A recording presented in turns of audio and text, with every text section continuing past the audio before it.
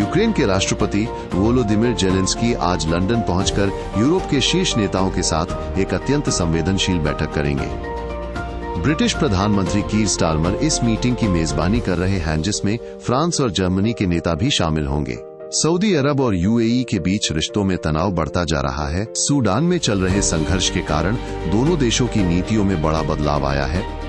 Saudi crown Prince Mohammad बिन सलमान ने America में राष्ट्रपति ट्रंप से मुलाकात के दौरान यूएई पर गंभीर आरोप लगाए हैं, जिससे रिश्तों में और दरार आई है। नई दिल्ली में सोमवार को संसद में राष्ट्रीय गीत वंदे मातरम की 150वीं वर्षगांठ पर ऐतिहासिक बहस शुरू हुई, जिसमें प्रधानमंत्री मोदी ने महत्वपूर्ण मुद्दों पर प्रकाश डाला। प्रधानमंत्री मोदी ने कहा कि वंदे मातरम ने स्वतंत्रता आंदोलन में महत्वपूर्ण भूमिका निभाई और यह गीत आज भी भारतीयों के लिए गर्व का प्रतीक है। प्रधानमंत्री नरेंद्र मोदी जल्द ही पश्चिम एशिया के दौरे पर जा सकते हैं, जिसमें जॉर्डन और ओमान शामिल है। ये यात्रा भारत के रणनीतिक संबंधों को मजबूत करने के लिए महत्वपूर्ण है। भारत अरब दुनिया के साथ अपने आर्थिक और राजनीतिक संबंधों को नई दिशा देने में जुटा हुआ है। इस दौरे के दौरान कई महत्वपूर्ण समझौतों पर हस्ताक्षर होने की संभावना है। नई दिल्ली में लोकसभा में वंदे मातरम पर चर्चा से राजनीतिक हलचल तेज हो गई है। प्रधानमंत्री मोदी इस विशेष सत्र की शुरुआत करेंगे। राज्यसभा में भी वंदे मातरम पर विस्तृत बहस होगी, जिसमें गृह मंत्री अमित शाह भाग लेंगे। सरकार का कहना है कि ये विमर्श जरूरी है। भारतीय नौसेना को जल्द ही रूस की Yasin class nuclear attack submarine मिलने की संभावना है, जो समुद्री ताकत को बढ़ाने में मदद करेगी। रूस इन पनडुब्बियों को लीज पर देने के साथ साथ तकनीकी ज्ञान साझा करने पर भी विचार कर रहा है, जिससे भारत की सामरिक पकड़ मजबूत होगी।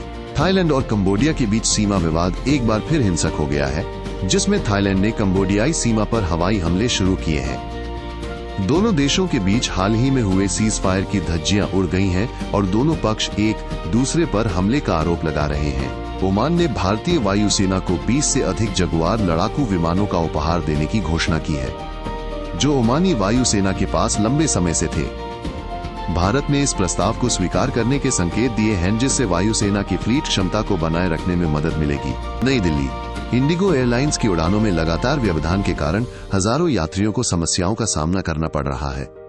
सोमवार 8 दिसंबर को दिल्ली एयरपोर्ट से 234 इंडिगो उड़ानें रद्द हुईं, जिससे हवाई यात्रा प्रभावित हुई है। भारतीय रक्षा अनुसंधान और विकास संगठन ने नाग एंटी टैंक मिसाइल का सफल परीक्षण किया है, जो भारतीय सेना की ताकत को नई ऊंचाई पर ले जाने वाली एक अत्याधुनिक प्रणाली है। नाग मिसाइल की खासियत ये है कि ये अपने लक्ष्य को स्वयं पहचानने में सक्षम है, जिससे ये दुश्मन के टैंकों के खिलाफ अधिक प्रभावी बनती है। आईपीएल 2025 के फाइनल में आरसीबी ने पंजाब किंग्स को हराकर खिताब जीता, लेकिन जश्न में भगदड़ ने 11 लोगों की जान ले ली।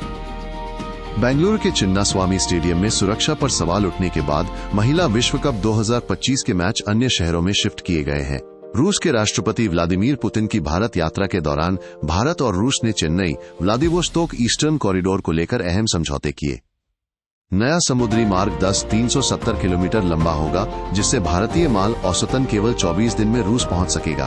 देश और दुनिया की खबरें जारी रहेंगी। नई अपडेट्स के लिए अभी न्यूज माइंड को सब्सक्राइब करें।